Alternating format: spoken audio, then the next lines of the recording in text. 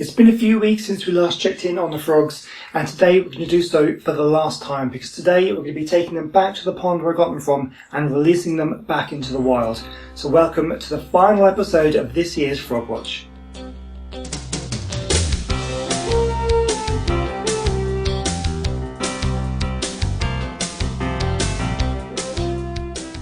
So to give them the best possible start, we're going to give them a good feed and let them build up their energy reserves before releasing them back into the wild. So I'm going to give them the final meal of crickets, and then once they've eaten, we'll leave them a little while, and then we'll pack them up and we'll take them back to the pond. So let's give them a feed now. I made an interesting discovery as I moved the frog's water dish to clean it. It looks like a visitor to the tank had laid some eggs in the damp substrate, as there were several larvae crawling around. The frogs were quick to notice too and hopped over to feed.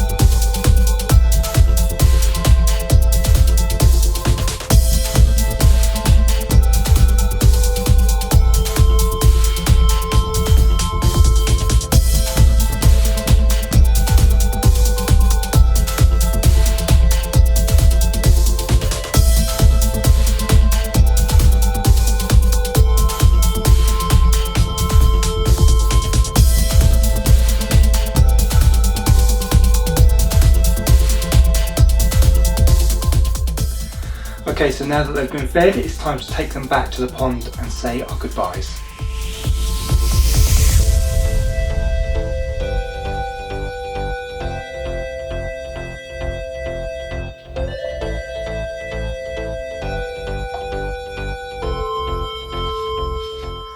I tried to be as delicate as I could. This is obviously a stressful time for the frogs, as they don't know I'm trying to help them.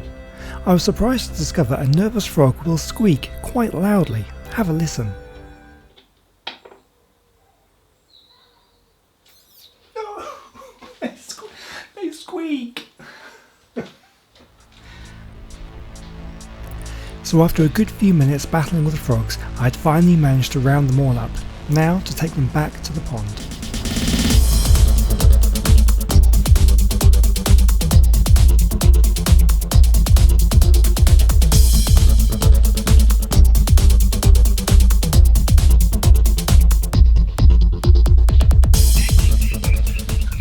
So you may or may not have heard that over the last week or so, the UK and most of Europe actually has had a massive heat wave hit. A few days ago we had the hottest July day on record, and it was the second hottest day the UK has ever experienced. It's been absolutely crazy. But yesterday and today, much cooler. It's overcast today. It's been raining quite a lot, so it's all kind of damp. Perfect conditions really to release frogs. We don't want them cooking in the heat. So I think today's going to be a really good day to do it.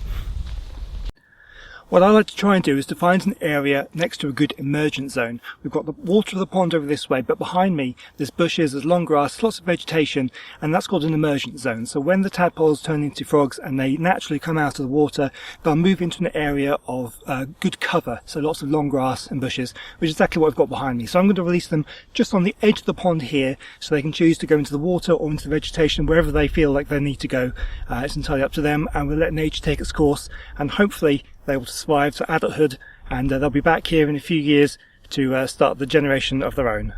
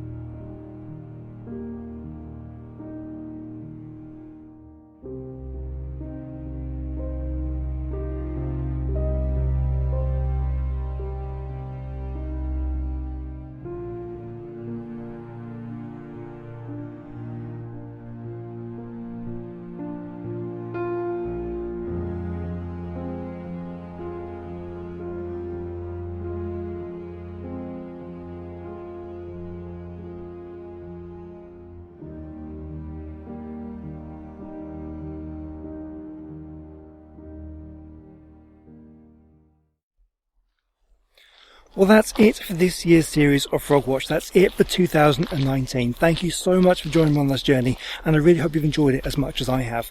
But don't worry, there's plenty more content coming up on the channel. Make sure you check out my wildlife garden series, where I'm creating a wildlife haven in my own back garden, designed to attract all the pollinators of butterflies and bees, and documenting my progress on that. Also check out the videos I've got coming up on the channel with Liam from A Shot of Wildlife, where we go out on wildlife adventures and tours and to check out the local wildlife in certain areas. There's going to be some very exciting videos, and I really hope you'll join me for all those and everything else that's coming up on the channel. And don't forget to come back next year when we do another series of Frog Watch. Thank you, and I'll see you then. Goodbye.